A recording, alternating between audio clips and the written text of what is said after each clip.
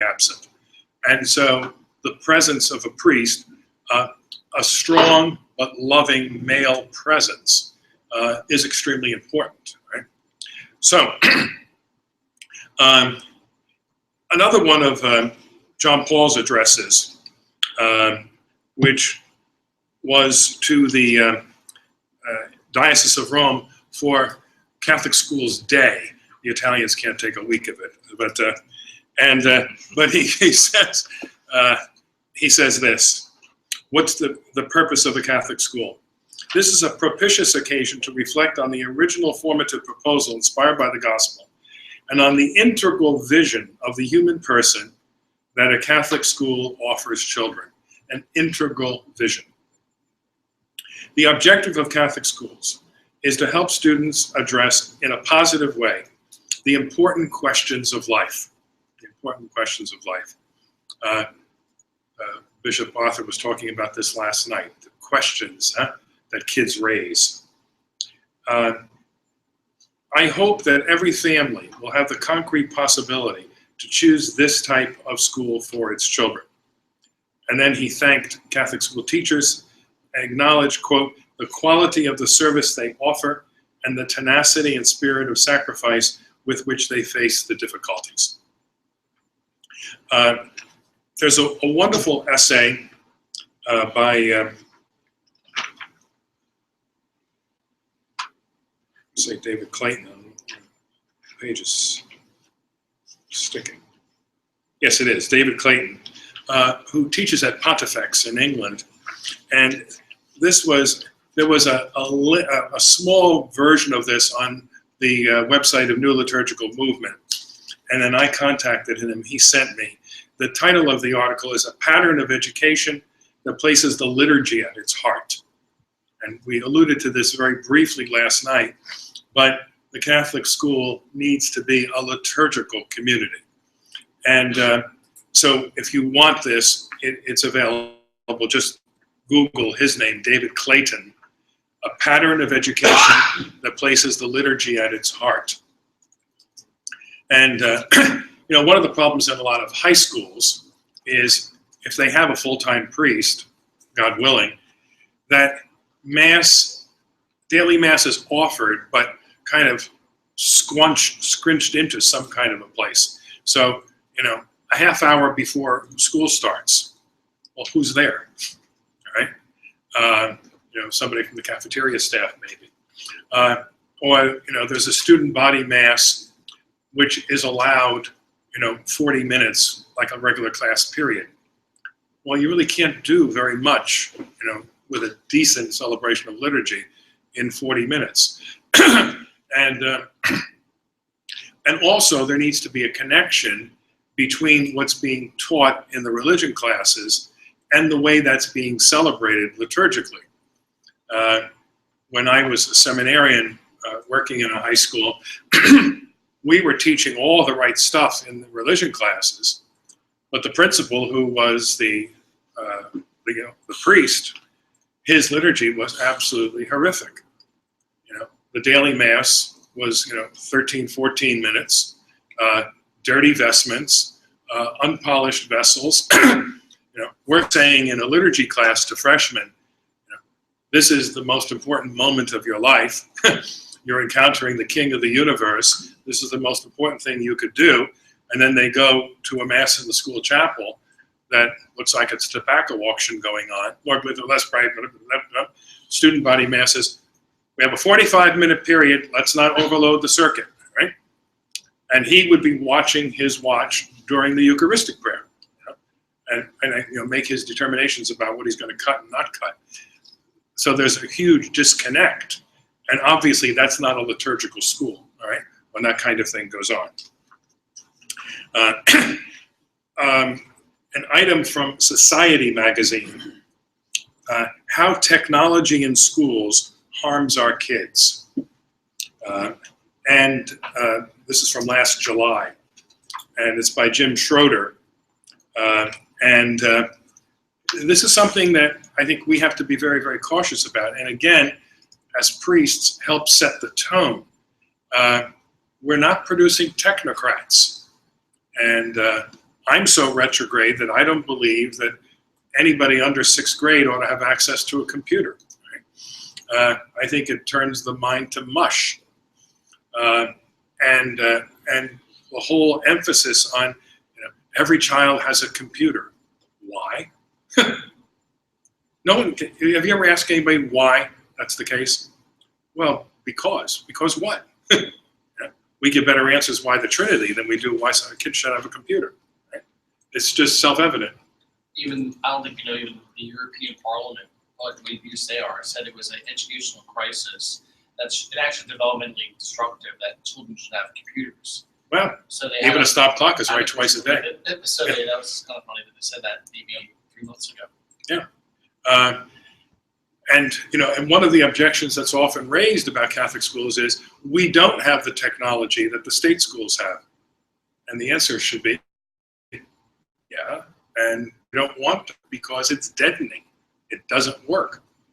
And, watch what happens. Now, I'm not totally retrograde, and I think there's a good use for them, but people need to be taught how to use it. I rejoice in the existence of Google. It's made my life exponentially easier, but you have to know how to use it.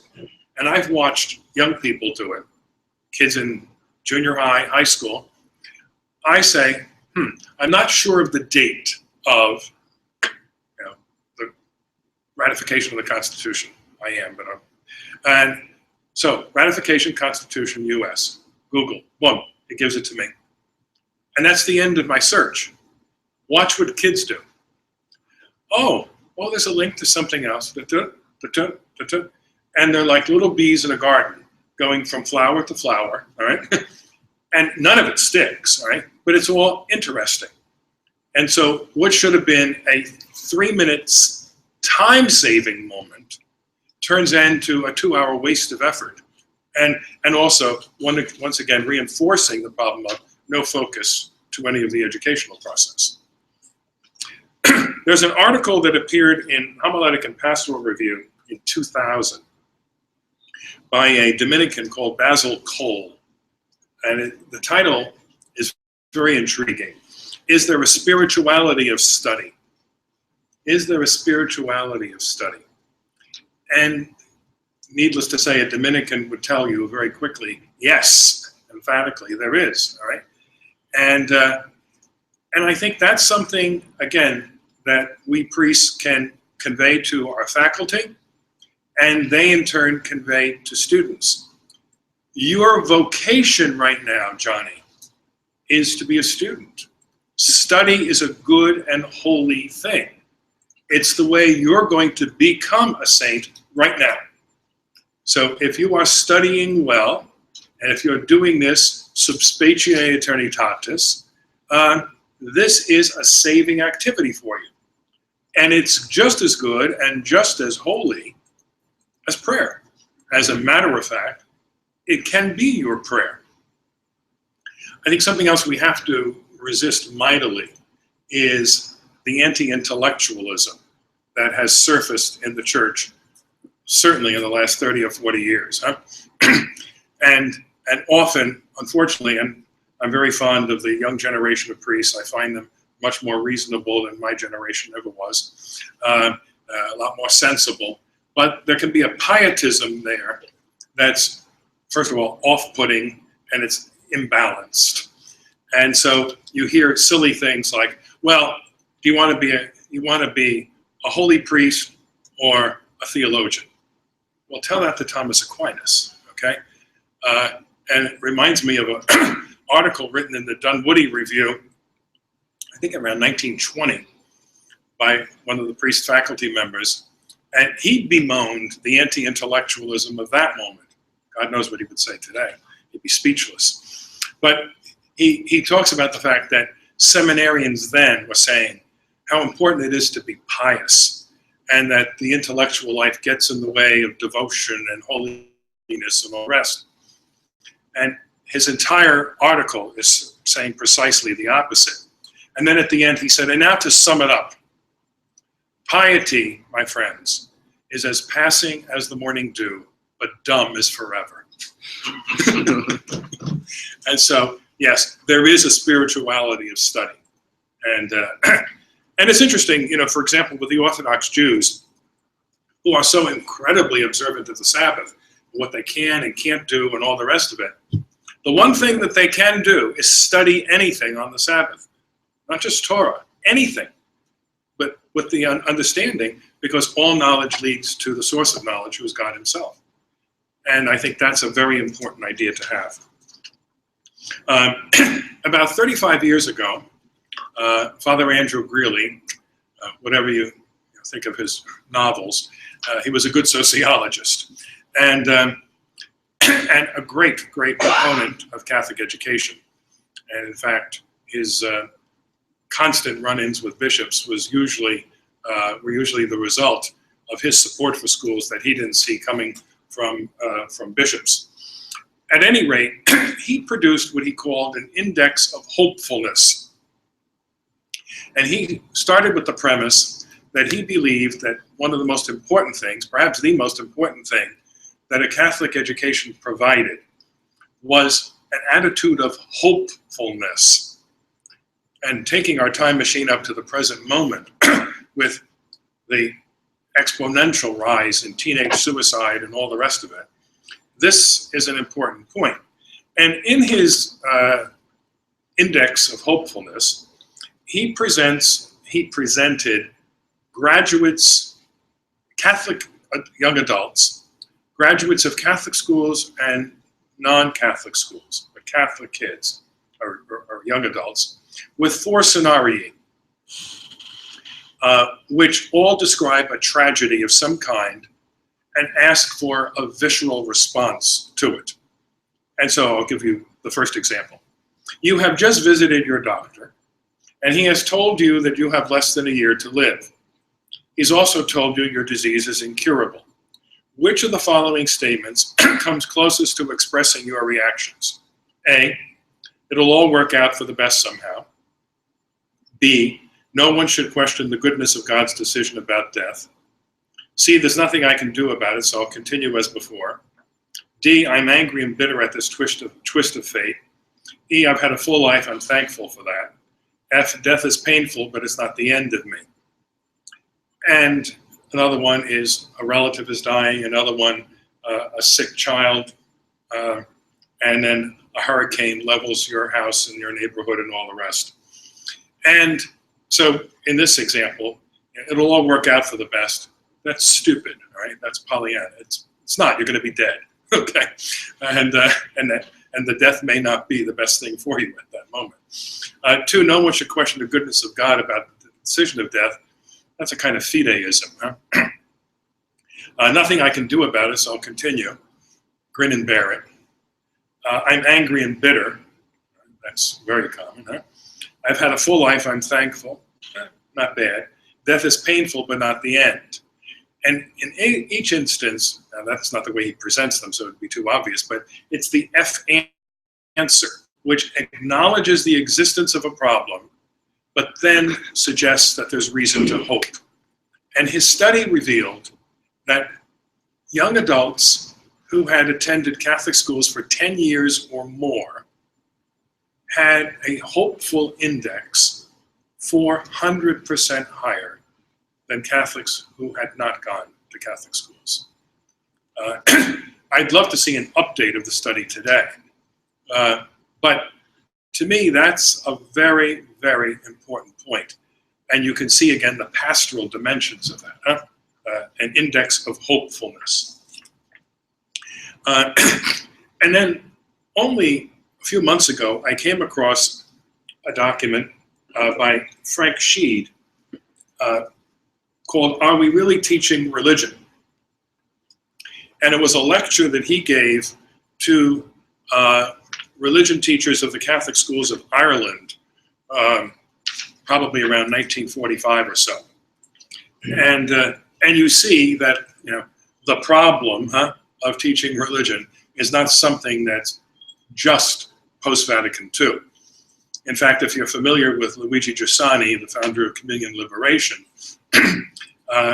he talks about, and by the way, an excellent book, which we'll talk about tomorrow, of his, The Educational Risk or I forget how they translate it in English, The Risk of Education maybe. But he talks about the fact when he was ordained in 1953, his first assignment was a high school religion teacher in Milan. And he says that after the second day, he looked out at the faces of the 30, 40 boys he had in class, and he said there were blank stares. He said it was clear that what I was teaching had no resonance with them whatsoever. So again, this is not a new phenomenon. This is all, the bishop talked about this last night, the postmodern experience. Huh? And he said, and that's what convinced me that there needed to be a new way to teach religion. And so you find the language that he invents about encounter and person and friend and all the rest of it. But what Sheed is really talking about the same type of situation. But what I would like to piggyback on this, notice what he says, are we really teaching religion? And I would like to make the case that if your high school is calling the course theology, I would urge to change it back to religion. And why? I understand why it was made into theology in the 70s. Because the idea was, let's show that this is upper grade approach to things. It's not the grammar school religion that you had for 8 years. This is something more adult, more serious. It can now be on a par with biology, sociology, psychology, all the ologies. But theology can be very, very removed from life. When we talk about a course in religion, we remember that the word religion, religare, means to bind back, right? So it's not simply the information. The information is critically important, right? But the knowledge needs to lead to a relationship and to an obligation. And there again is a word that comes off as a no word in our culture. A few years ago, I was asked by an archbishop to draft a pastoral letter on Sunday Mass. And I did the draft, and I devoted 2 paragraphs to the, quote, Sunday Mass obligation. Completely dropped from the final document. He said, that comes off as negative. Really? Right? Well, you know, part of maturity is understanding one's obligations. You know, the old classical Romans, the pagan Romans, the notion of pietas. What was it? It was my duty, my obligation to the gods, to the country, to my family. Obligation is not a nasty, dirty word. And yeah, granted, we should say, you know, everyone ought to be at Mass on Sunday because he wants to be there. Well, sometimes you don't want to be there as the celebrant, right? But if you ain't there, it ain't, okay? And or the mother who is awakened at 2 in the morning to a screaming kid, she's going to say, oh, what a great joy to get up now and calm him down. She's saying, why? Right? But because she's a good mother, because she's a mature woman, she gets up and takes care of the child. Obligation is not bad. And so what are our obligations toward the Supreme Being? And as I said earlier, when we talk about, you know, I don't get anything out of going to Mass. Grow up, right? You're not there to get something, right? But the interesting thing, if you do go and put in an appearance with the right attitude eventually, you do get something out of it, right? But if that's the primary purpose, it's not going to work. But that's my pitch always for teaching religion rather than theology in high school.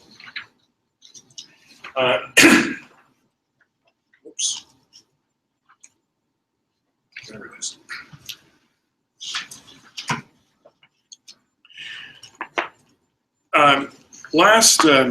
Actually, just about a year ago, the Newman Conference was held at Seton Hall, and the topic was Francis and Newman and the laity. And I was asked to deliver a paper, and I confessed at the beginning that I would be at great pain to try to figure out any commonality between Newman and Francis. at any number of levels, starting with intellectual acumen and gift with languages and culture and all the rest of it. But when I thought more about the issue then brought in the laity, well, we've got Newman with an intense commitment to the apostolate of the laity, and Francis. And then sort of doors opened up. And I think here we see both Newman and Francis as priest educators. And here it's a very, very interesting comparison. I would be, if you want, I'd be happy to give you a link to this very long lecture, about 17, 18 pages. But we start with Newman's famous comment. Someone asked him, what's the role of the laity in the church? And in typically British style, he said, we'd look rather silly without them, wouldn't we? Which, of course, is what Anglicanism has turned into anyway. More people in sanctuary than the pews. But at any rate, and the former Anglican priestess, yeah. But then he goes on to say what he envisions.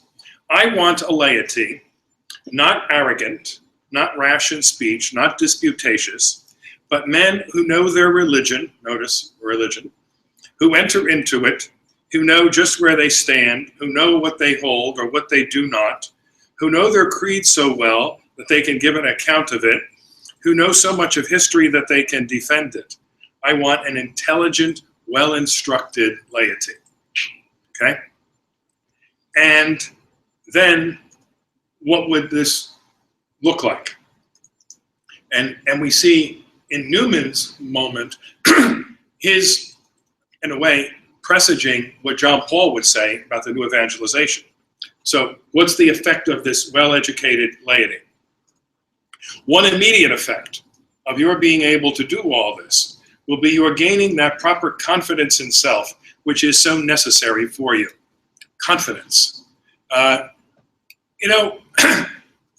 always surprised when I hear people saying, Catholics don't know the Bible the way and Protestants do.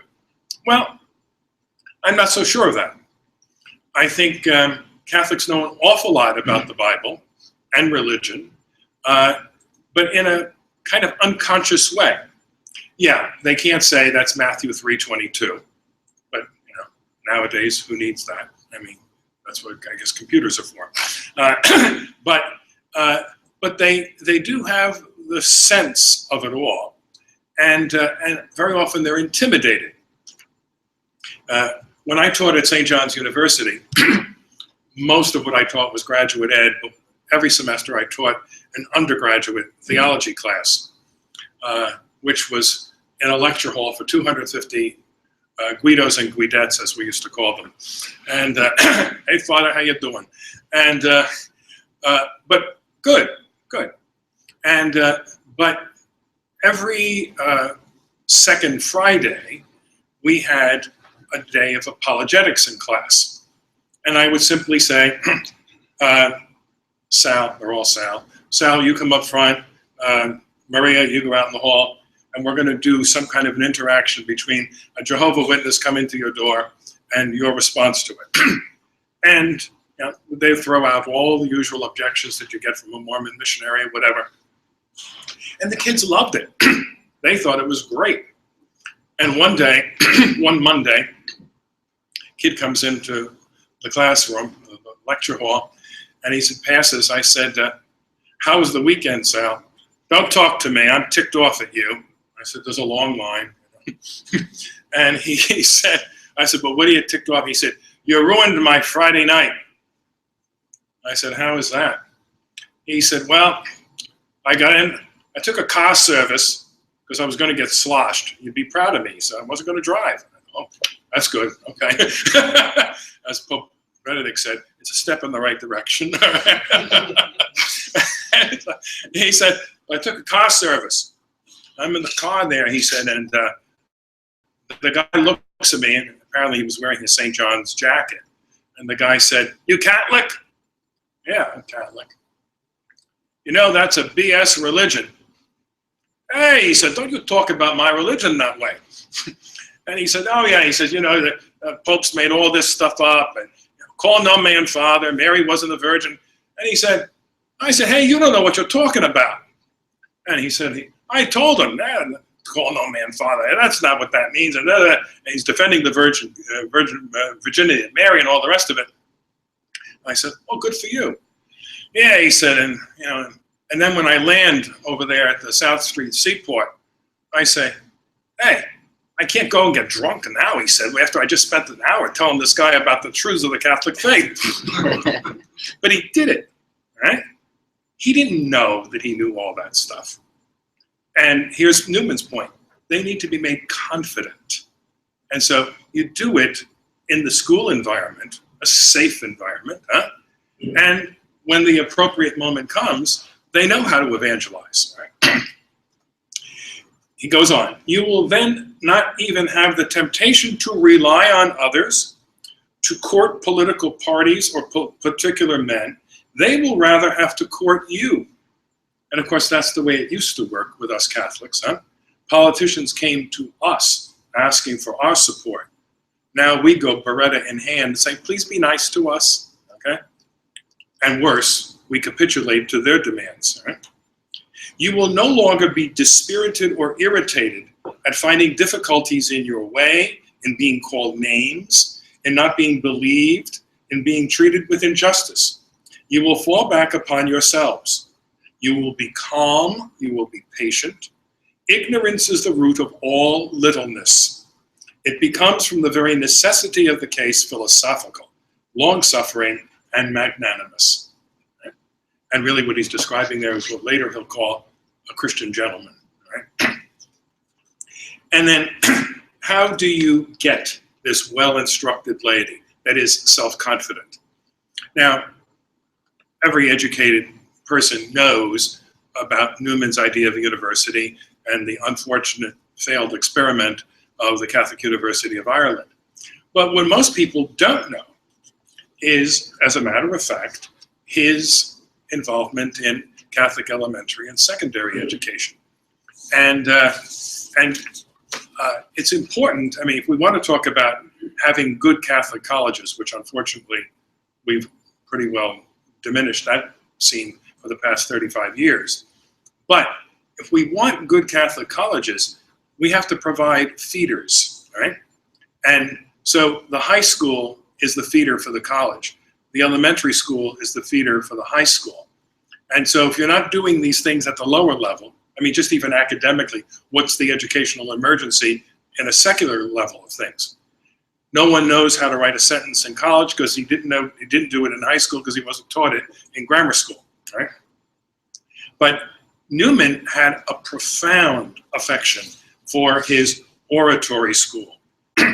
And I think I want to share with you just some comments, both of his and of people who experienced his ministry, including as a cardinal, in the day-to-day running of the oratory school, okay? In the Newman Studies Journal, Michael Hickson talks about the oratory school as the apple of Newman's eye. Newman took a leading role in each stage of the school's development. Far from being the distant founder and aloof administrator, Newman was active in the everyday life of the school. Once a month, all the boys were required to sit through an examination given by Newman and the headmaster, Ambrose St. John. Both Newman and St. John played instruments in the school's orchestra, Newman taking the part of second fiddle, ironically. Most lively of all, however, was Newman's participation in the school plays. Okay? Imagine, cardinal taking a part in a high school play. Right? And then one of the old boys of the school says, "At the oratory, we saw a good deal of the cardinal. Nothing pleased him more than making friends with the boys. And the many opportunities we had of personal contact with him made the friendship a real one. Of course, to us, he was the greatest of heroes. Slight and bent with age, with head thrust forward and a quick, firm gait. The great oratorian might often be seen going from corridor to corridor or across the school grounds. His head was large, the pink beretta made it seem still more so, and he carried it as if the neck were not strong enough for the weight. In the Latin plays, which he had prepared for the boys to act, he always took the keenest interest, insisting on the careful rendering of favorite passages and himself giving hints in cases of histrionic difficulty. In the school chapel, he from time to time appeared, giving a short address and assisting at the afternoon service. It's curious that it should have been in connection with these two widely different occupations that we should have seen the most of him. It is perhaps characteristic of his disposition, in which playfulness and piety were so sweetly combined. Right? You see him in the school plays, and you see him in the chapel. But notice, omnipresent though, walking between classes, on the compound, in the playground, and so forth. In 1862, he wrote a letter to the president of the seminary at Maynooth about the oratory project. I'm overworked with various kinds of mental labor, and I cannot do as much as I once could. Yet it would be most ungrateful to complain, even if I were seriously incommoded. For my present overwork arises from the very success of a school, which I began here shortly after I retired from the Irish University. When we began, it was a simple experiment, and lookers-on seemed to be surprised when they found we had, in half a year, a dozen students. But at the end of our third year, we now have 70. As all other schools are increasing in number, it's a pleasant proof of the extension of Catholic education. And then the Cardinal Archbishop of Sydney, Australia, had written to Newman because they were experiencing a crisis with the Catholic schools vis-a-vis the state. And he asked for Newman's support, that he could register with the laity of his diocese. And Newman replied, I feel it a great honor on the part of your grace that you have made use in the pastoral letters which you have had the goodness to send me of what I had occasion to say at Rome last May on the subject of the special religious evil of the day. It pleased me to find that you could make it serviceable in the anxious conflict in which you are at this time engaged in defense of Christian education. It is indeed the gravest of questions, whether our people are to commence life with or without adequate instruction in those all-important truths which ought to color all thought and direct all action. Whether they are or are not to accept this visible world for their God and their all, its teaching as their only truth, and its prize as their highest aims. For if they do not gain, when young, that sacred knowledge which comes to us from revelation, when will they acquire it? Right? And then, when he became a cardinal, everybody in the oratory school wanted to get in the act to feat him. And so you have the mothers of the oratory school and the old boys and the faculty and so forth. And these tributes are quite telling, very different perspectives, but all very, very edifying.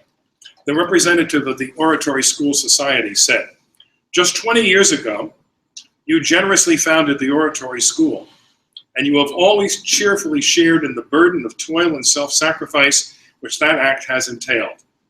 We, on our part, gratefully acknowledge the benefits derived from the privilege of your personal influence and guidance after the wise and gentle way of St. Philip. Notice your personal influence. That's a favorite phrase of Newman, right? One of the reasons he got into trouble at Oxford was because he opposed their desire to break down that influence of the tutor in terms of personal influence. And so, what would Newman say about online education? Right? There's no personal influence, right? And again, for us, particularly as priests, is there a difference between a layperson teaching algebra and a priest teaching algebra? You bet there is, all right? And it's not simply because we're wearing a collar and the layperson's wearing a tie. It's something that we bring to the event that's tremendously different. It's our influence, our approach to life. It colors, yes, even the way we teach algebra. And I remember in one school, I taught all of the freshman religion and half of the freshman English. And at the end of the year, I said to one of the boys who had me for both courses, I said, well, Michael, you were one of the luckies that had me 2 periods a day. Which course did you prefer? And he said, well, to be perfectly honest, I learned more religion from you in English class than I did in religion. And I was furious because I spent a great deal of effort upgrading the religion program in the school. But then I thought more about it. And I said, you know, yeah, in many ways you can teach, first of all, how can you teach literature without teaching religion, right? Morals, ethics, attitudes, all the rest of it, huh? And again, going back to my point earlier, religion is caught more than it's taught. And in the secular subjects, kids' defenses are down, right? In a religion class, they're, yeah, prove it to me, yeah, okay? In an English literature class, or a Latin class, or a French class, right? You're talking about a piece of literature, naturally it emerges from a text that there's a moral dilemma or a lesson to be learned in some way. Now that kid, I should note, by the way, ended up becoming a priest. And I said to him, I hope you have as obnoxious a kid someday for you as you have been for me. Okay, he will. Yeah, that's right. That's right. Yeah, because what goes around comes around. And then the cardinal responded to the oratory representative. Nothing indeed is more pleasant than the care of boys. At the same time, nothing involves greater responsibility. A school such as ours is a pastoral charge of the most intimate kind. In order to the due formation of their minds, boys need that moral, intellectual discipline which school alone can give. Their parents then make a great sacrifice and also make an act of supreme confidence in committing their dear ones to strangers. And you see how he's imbued with the nobility of his priestly vocation, and then added to that his vocation as a teacher. And he says, in a very, very priestly way, no other department of the pastoral office requires such sustained attention and such unwearied services. A confessor, for the most part, knows his penitents only in the confessional, and perhaps does not know them by sight. A parish priest knows indeed the members of his flock individually, but he sees them only from time to time. We see these kids every day. I worked in a diocese where there were only 4 priests who were non-parochial. And it used to drive me wild when parish priests would say, well, I wish you guys would get involved in pastoral work. What do you think we do all day long, all right? All right? From, on a good day, 6:30 in the morning till 10:30 at night, all right? Pastoral work. Teaching is pastoral work. And what some people forget is the Council of Trent says that the first work of a priest is what? Teaching. Teaching, all right? Right?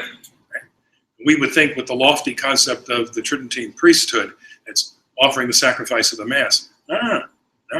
Why? Because you can't do that if the other stuff isn't in place. When I do a workshop for teachers, I say to them, and if there's a priest present, he kind of chuckles at it. I said, I want you to know that I believe I'm talking to the most important people in this parish today. The most important people in the parish are not the priests. They're the Catholic school teachers. Because we could not do effectively in the sanctuary what we're required to do if you were not doing what you do in the classroom every day. And again, enhancing the concept of nobility of their vocation as teachers. And then Newman goes on, you see now why it is that the few words of your address are so great a comfort to me. Yes, they are a definite formal answer to the questionings, searchings of heart, and anxieties of 20 years. So he admits, yeah, there are days, and when you say, is this ever going to get over? Right? And Newman says, yeah, but it's worth it. It really has. And I've got to say, the 20 plus years that I put into high school work to this moment are still, I count them, the happiest days of my priestly life and ministry. Were they tough? You bet they were. And particularly in the pre-John Paul days, for all kinds of reasons. We had no catechism. We had no security whatsoever of any kind. Everything was hit and miss, fly by the seat of the pants. But it works. If you do it right, if you do it with the right attitude, it works.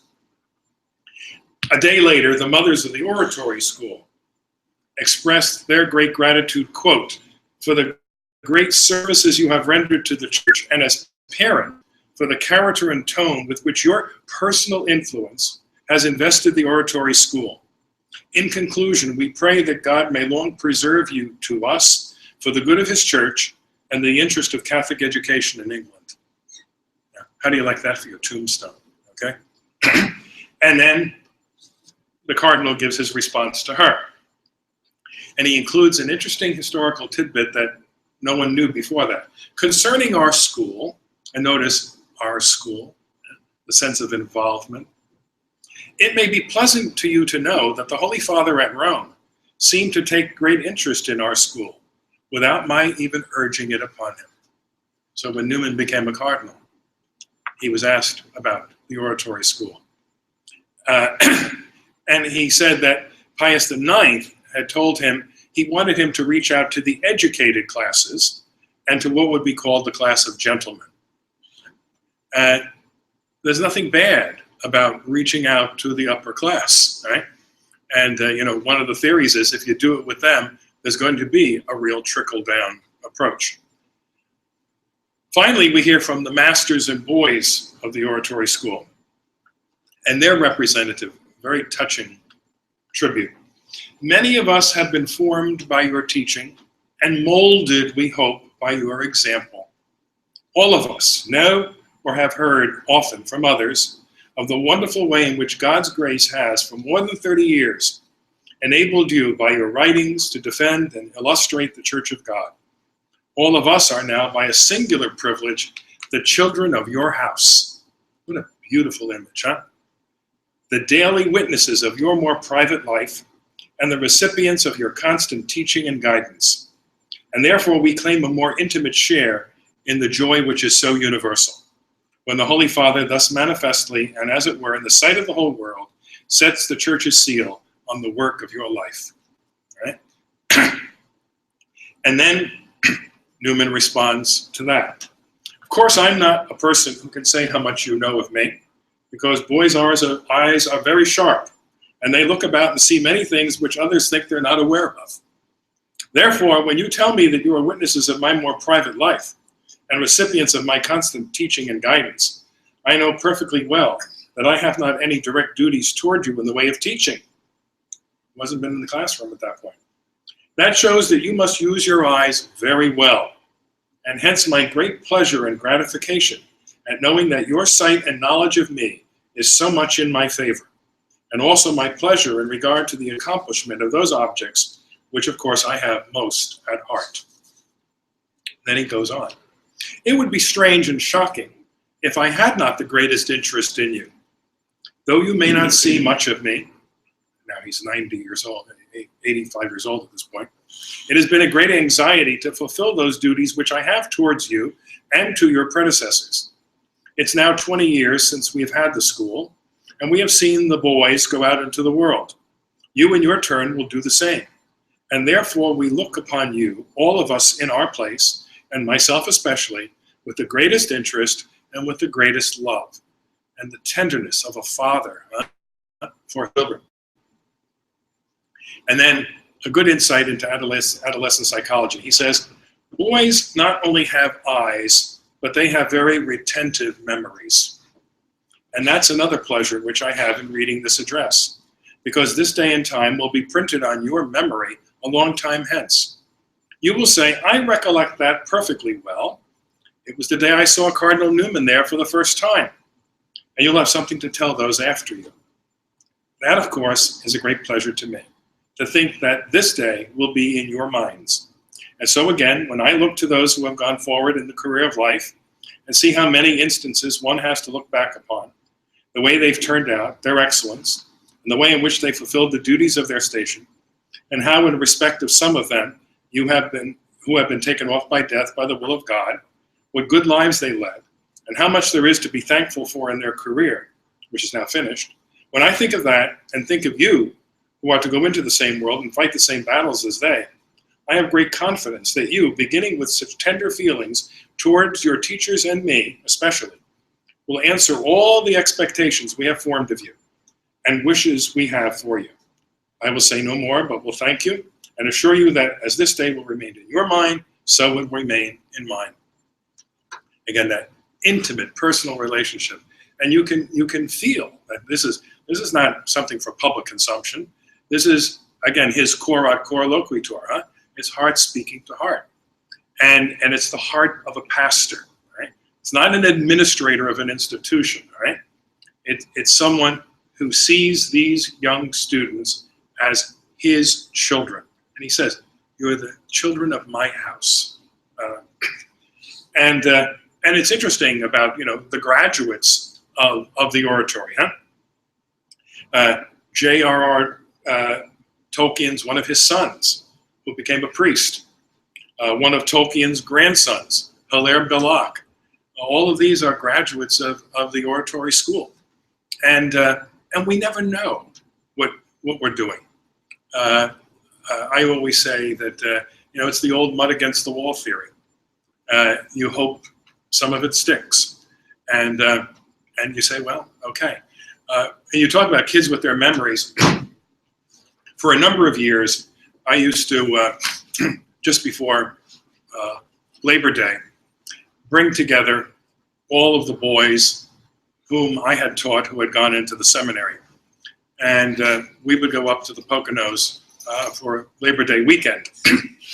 And you can't do that kind of thing anymore because everybody's starting at different times and all the rest. But on one occasion, I had 7 fellows that came for the weekend, and they were out on the porch having a drink while I was preparing the meal, and there was a window in the kitchen onto the porch, and I hear them mimicking me from high school years. Oh, and then he would say, and quote some line of mine, and lots of guffaws about the whole thing. And then, so I came out onto the porch and I said, gentlemen, first of all, remember, imitation is the highest form of flattery. And secondly, let's say what you want, but all of you have one thing in common. For one reason or another, my involvement with you brought you to a commitment to the seminary, to the priesthood, not the seminary, God forbid. But I said, but I'd like to ask you, what was it of me as a high school teacher or administrator that made you think about the priesthood in a serious way? And one kid said, you always look very happy as a priest. And I said, oh, including the day I suspended you in junior year? He said, you looked very happy that day. But it's amazing. And it's Newman's point, what they remember, right? What they remember. And that's the indispensable role of a priest, particularly in a high school. And then moving on to Pope Francis.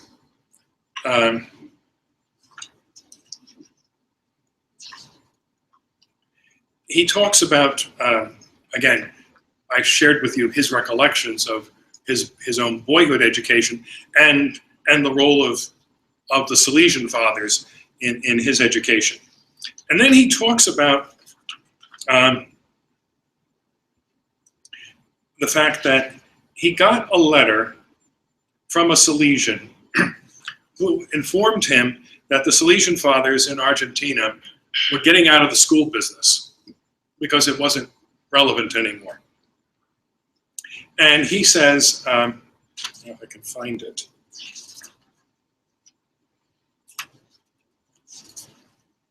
Ah. 1990, he got a letter from a Salesian. And the Pope says, this letter, quote, saddened me. He says, a Salesian father that I esteem a lot told me in a conversation they were thinking of leaving some schools in the hands of the laity. I asked him if it was because of a lack of vocations. In part, he told me this was the reason, but because young Salesians don't want to work in the schools, they don't feel attracted to the apostolate. And then Bergoglio tells the Salesian that when he was provincial of the Jesuits in Argentina, not only did he refuse to close Jesuit schools, but opened more. Right? And he says that the Salesian went on to say it wasn't just the vocation shortage, but he told me that another area was that of making a gesture of insertion into the neighborhoods. And this is why they left the schools, or some of them. He said it was a pastoral option. In face of this, I could not help but think of the Salesians I knew in school. I do not know if they made gestures of insertion, he says sarcastically, but they did spend themselves the whole day and didn't even have a little time to rest for themselves. This I do know. If those men that I knew in the school, and I conclude with this reflection, could create a Catholic culture, it was because they had faith. They believed in Jesus Christ, and a bit by faith and a bit by nerve, they had the courage to preach with the word, with their life, with their work. They were not ashamed to be humiliated with the language of the cross of Jesus, which is shame and folly for others. I ask myself, when a work languishes and loses its flavor and its capacity to leaven the dough, is it not rather because Jesus Christ has been substituted by other options, psychological, sociological, pastoral? I don't want to be simplistic, but I do not cease to be concerned about the fact that to make radical gestures of social insertion, adherence to the living Jesus Christ is abandoned in favor of the consequent insertion in whatever environmental context, including the educational, to build a Catholic culture. It's a great insight, huh? And again, those of us old enough to have lived through the silly 60s and 70s, when nuns and priests abandoned the school apostolate because it wasn't relevant, and they were going to hie themselves down to the inner city to be with the poor. Well, the schools got abandoned, and after a while, the nuns flew the coop completely, and the poor were just as poor as they ever were. And so nothing was really accomplished whatsoever. And you can see what the Pope is saying. You know, when clergy and religious abandon the school apostolate, they're abandoning something that's really essential to the life of the church. And it's not simply important to have Catholic schools in the inner city. There's in many ways, a far greater poverty in suburbia than there is in the inner city. The poor know they're poor. I always found it very easy to preach to the poor. Try preaching to the wealthy suburbanites. They're convinced they have no need of anything, and therefore so important that at a tender age, their young people, their children, get imbued with a genuine evangelical spirit. So, oh boy, we're actually ending on time. So, questions, comments? They've been there for a while. Oh, we're going elsewhere anyway. So, any questions or comments? Father, you look like you are chafing at the bit. No, I enjoyed what you were saying about Cardinal Newman. I have an interest in preaching, and it was he's so well known as a preacher, and some of the things that you read, I mean, he did everything wrong. Yeah. As like technically as a preacher, his voice was weak. He was very bad at eye contact. As an Anglican, he used a text, never as a Catholic, but as an Anglican, he used because we're supposed to be unprepared. Dabitur vobis. Yeah, but when he had a text as an Anglican, he never looked up, and yet he would pack them in. Yeah. And even then, it was like, well, because people were trying to figure out what was he doing so well, and it was that he knew his listeners so well, and he knew them so well before he went into the pulpit, and that presence, they knew he knew them, and they knew then he knew their heart. Yeah. But I think I love to present him as a model for the average priest vis-a-vis the school, precisely because he's such an unlikely individual, right? In another way, I always found it interesting with Pope Benedict, those incredibly erudite homilies of his that nonetheless very common people could understand. There'd be, etymological explanations and exegetical niceties, but the bottom line, a doctor of theology and a cleaning lady could all understand what Benedict was saying. And Newman had exactly the same capacity. And in our community of priests, I always insisted that the seminarians, all of us had to teach, but even the seminarians had to teach at least part-time. And the first priest ordained for us was a full-time high school teacher. And after a couple of weeks at the dinner table, he said, "These kids don't know anything, they're not interested." Then he went on this whole, and I said, you're right. And he said, and they don't know what I'm talking about. And he said, I've got a license in theology, and what's the use of all of this? And I said, well, it seems to me that if you can't explain a doctrine of the faith to hormone-raging freshmen in high school, it means one of two things. Either you don't believe it or understand it yourself. And so I think that's what needs to be worked on. And he ended up becoming a fantastic high school teacher because he worked hours preparing his lessons, right? And that way, just like Fulton Sheen, what was his formula? For every 30 minutes on the air, it was 3 hours of preparation or something like that. And that's another thing, if we're going to be in the teaching business, even if it's the once a week in a classroom, don't go in unprepared and shoot from the hip. Because first of all, that's a great disservice to the gospel. And secondly, the kids will pick it up immediately. And they know if you're going to shoot the breeze and whatever else you're going to try to game you're going to play. And that goes back to the issue of authenticity that was talked about last night as well. Anything else? Okay, now we're to where? Aiken's room. And we will have lunch there, and there'll be a presentation while we eat. For 11 years, I ran a program called Theology for Lunch at Holy Innocents Church on 37th Street in Manhattan.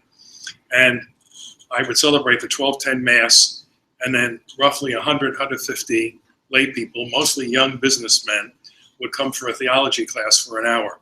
And so I talked and they ate. So tonight, this afternoon, we're going to eat and some other people are going to talk.